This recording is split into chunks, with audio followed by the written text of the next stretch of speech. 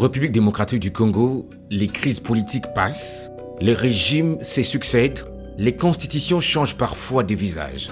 Pourtant, une institution demeure invariablement au cœur des grands tournants de l'histoire nationale. L'Église catholique. Cette convergence de points de vue ne peut être perçue que comme une menace par le régime qui, pour l'instant, s'enferme dans son schéma, à savoir maintenir le changement de la Constitution comme une question politique prioritaire. Dans un État pourtant défini comme laïque par la Constitution, sa parole continue de peser sur les destins politiques du pays. Entre autorité morale, devoirs prophétiques et accusations d'ingérence, où s'arrête la mission pastorale, où commence l'action politique, l'histoire contemporaine de la République démocratique du Congo montre que l'Église catholique n'a jamais été un simple témoin des événements.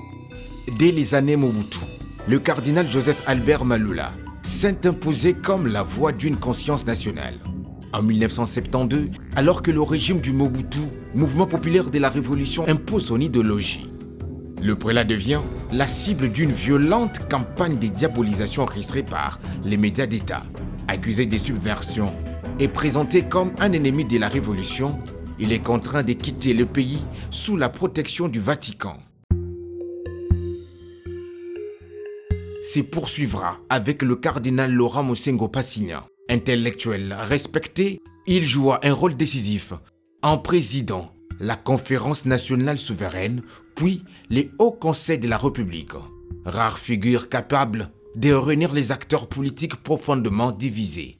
Mosengo incarne une médiation fondée sur la crédibilité morale plus que l'autorité institutionnelle.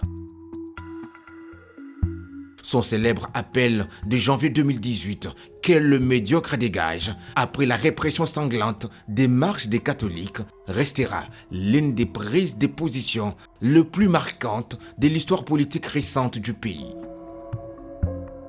Cette position est relayée par la Conférence épiscopale nationale du Congo (CENCO), qui considère la Constitution de 2006 comme le fruit d'un compromis historique ayant permis de stabiliser le pays après des décennies de conflits.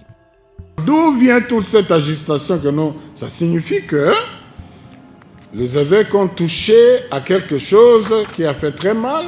Ils ont dénoncé la vraie motivation qui est de changer la Constitution pour offrir un autre cycle de mandat. Et les évêques trouvent que c'est très dangereux parce que ça va nous ramener encore dans les cycles de violence. Nous voulons une paix durable. La CENCO ne revendique pas le pouvoir. Elle affirme exercer un devoir de vigilance au nom de l'intérêt général. C'est précisément là que réside toute l'ambiguïté du débat. Quand le quorum est atteint au niveau de l'Assemblée nationale, sur les 500 députés, même s'ils sont 400, ils ne vont pas dire que quelques députés ont décidé, mais l'Assemblée nationale a décidé. Et dans le cas des évêques, sur les 48 diocèses, si on considère les auxiliaires 52, il y avait 37 qui étaient là. Et ces 37 ont approuvé le texte à l'unanimité. Les partisans de la stricte laïcité estiment que l'Église dépasse parfois son rôle spirituel en influençant le choix politique. Monseigneur Sosole doit se prouver d'être sage pour nous dire qu'un référendum est une façon de partager les opinions divergentes ou les opinions qui sont divisées. Si nous tous nous disons la même chose, si nous tous nous parlons le même langage, si nous tous nous avons la même opinion, le référendum n'aura pas sa place d'être dans un État. De Malula à Ambongo, en passant par Mosengo, une constance demeure. L'Église catholique congolaise a choisi de parler lorsque le silence lui semblait incompatible avec sa mission.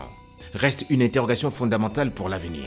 Dans une démocratie appelée à renforcer ses institutions, la voix de l'Église continuera-t-elle d'être un recours face aux critiques?